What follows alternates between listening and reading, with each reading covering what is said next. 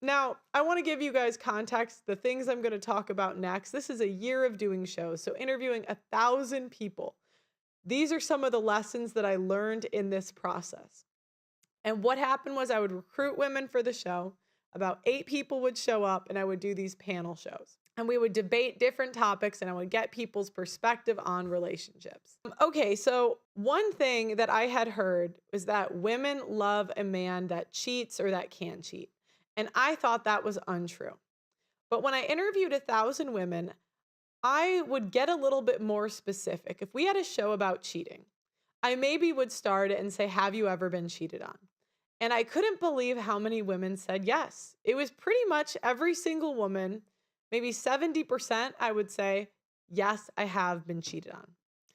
And when you hear that on its head, they tell you the story, whatever. But I decided to dig a little further. My second question would always be, did you leave or did you stay when you found out? And I would say 80% of the time, women stayed. Second thing I figured out was if they ended up leaving the man, they left him when he stopped cheating.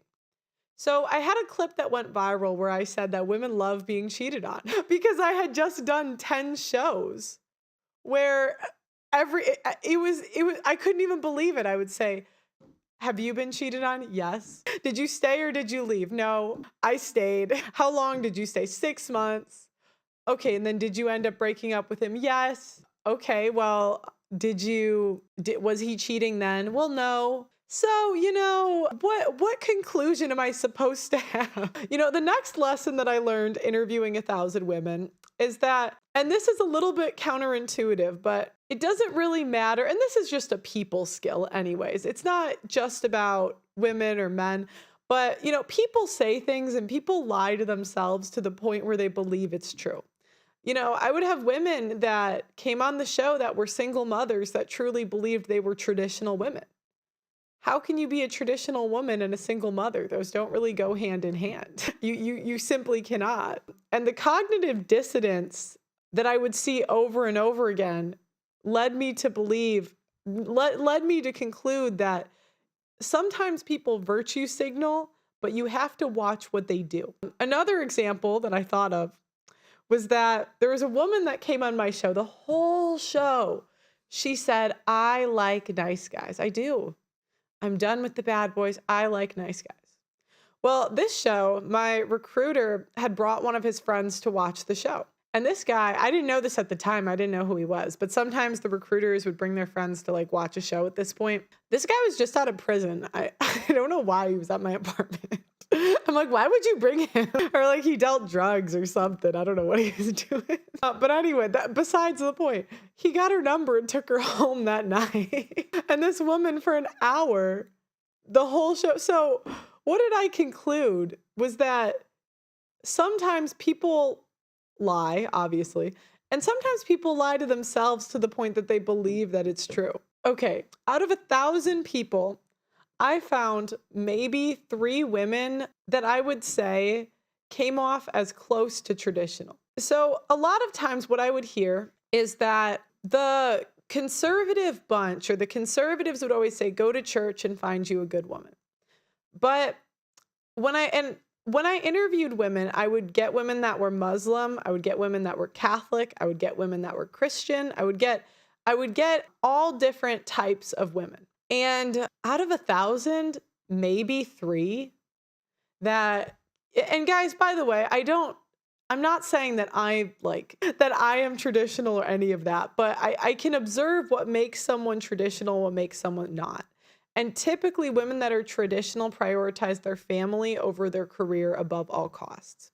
So you can't really say you're traditional if, you spent your youth not having a family, right? You can't really say you're traditional if you're working 80 hours a week with kids, there's just things that I look for in the way that women carry themselves and choices that they made that I would deem them, just from my perspective, traditional or not traditional. I'd say maybe 3 out of 1,000. And a common pushback I would always get was, oh, it's just the types of women you bring on your show. But being in London, it was we had normal women, we had professional women, we had women that were doctors that came on our show. I mean, we even had women that were wives that came on our show.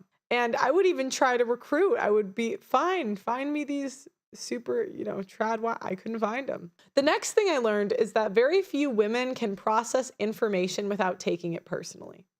An example of this is one time I tweeted that 25-year-old women are better looking than 35-year-old women. And there were married mothers tweeting me their selfies, trying to prove to me, some random woman on the internet, that they are still hot.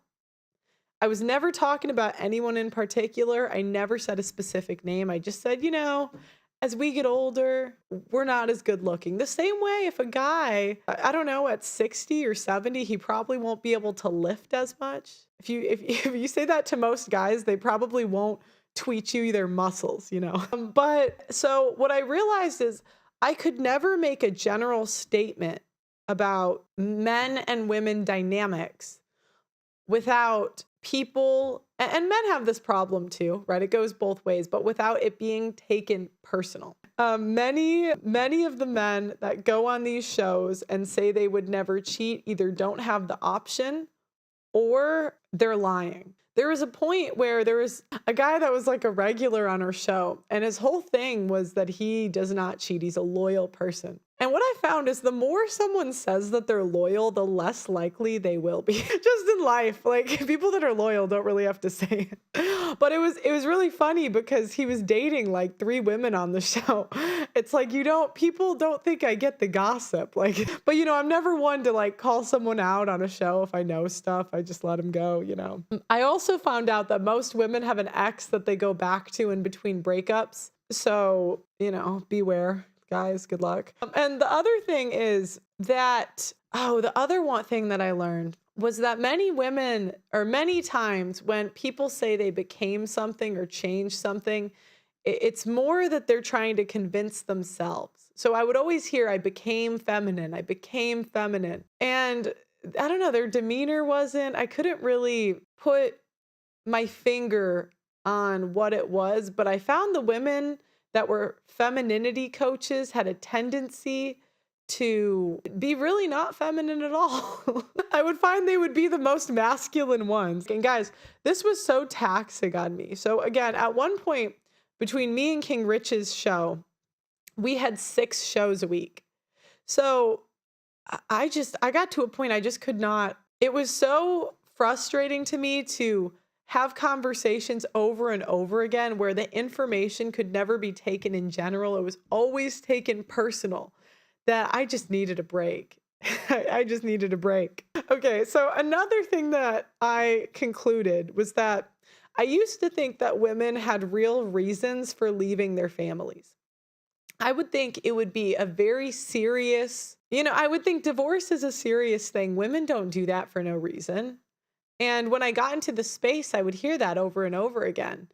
And I would just think to myself, well, it can't be that simple. And to be fair, it's not the only reason, right? Sometimes there are real reasons.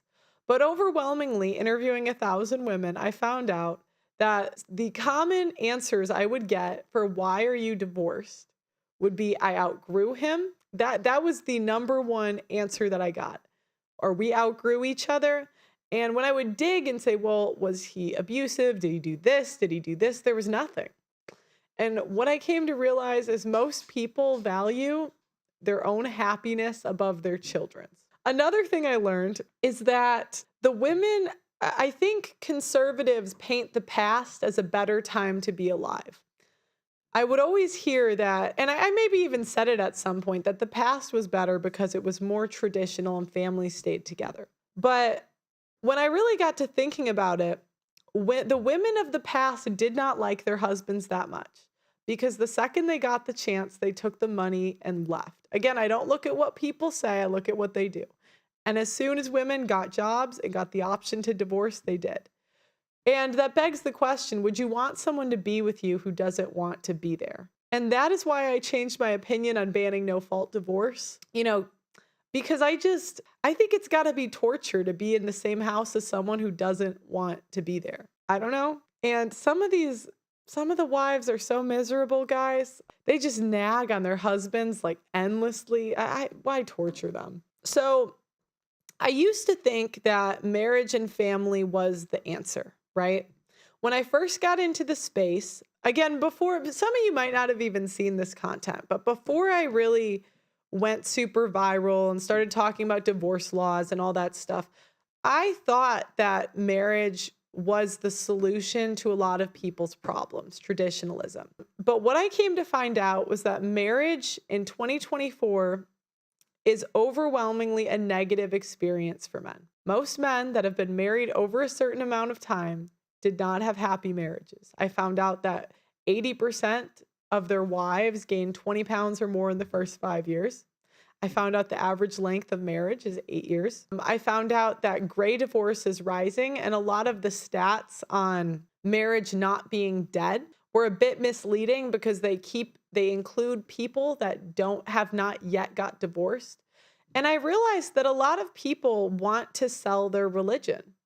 They want people to convert to their religion, and so they mislead you on the reality of the situation. Now, there is a silver lining, and I'm going to get to it. I had a tweet detailing, so I interviewed a lot of men that were victims of divorce rape.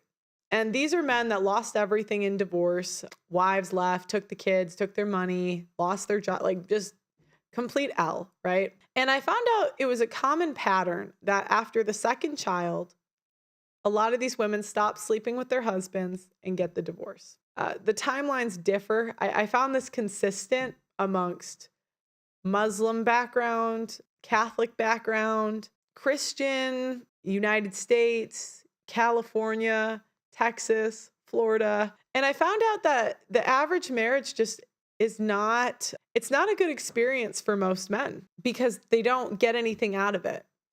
And this was really hard for me to reconcile because most people I knew were married. But one, it doesn't mean they'll stay married. And two, it doesn't mean that's the average situation. And what I figured out is marriage seems to be going away for the middle class and be something for the upper class, and that's it. So, the other thing I realized is most men live on their wife's terms, not theirs. Even Christian women, I found that they would almost be worse quality. And I know the Catholics and Christians hate me for this, but gosh, I've been to like 5 Christian weddings, and every time I would ask the wives before they get married, will you obey your husband? It's overwhelmingly no. I'm like, isn't that the one job? Isn't that the one thing? So, but what I did conclude after this year is that I do think that the only marriage that's left is the purest marriage that you could possibly have. So in the past, women stayed for money. In the past, women stayed because of culture. In the past, women stayed because of religion. Now you're paid to leave. Now your failure rate is well above 50%. They lie to you about these stats, guys. Your chance of success is roughly 10%. But the people that make it work, they're there because they love each other. Because there's nothing in this society that's keeping people together. So that was my conclusion after interviewing 1,000 women. And just some lessons that I learned. This is what it is. Happy wife, happy life. The people that don't want to get married, oh, I understand it. I completely understand. There's no good reason for a guy to do that in 2024. None. The odds are completely stacked against you. The laws are completely stacked against you. The judicial, everything is completely stacked against you. If you do get married, I would hire a PI. I would get a prenup. I would do all of that. But my conclusion is the couples that make it work and figure it out in this mess of an environment have the most pure form of marriage that there's ever been. Take it or leave it. You can disagree. That's fine.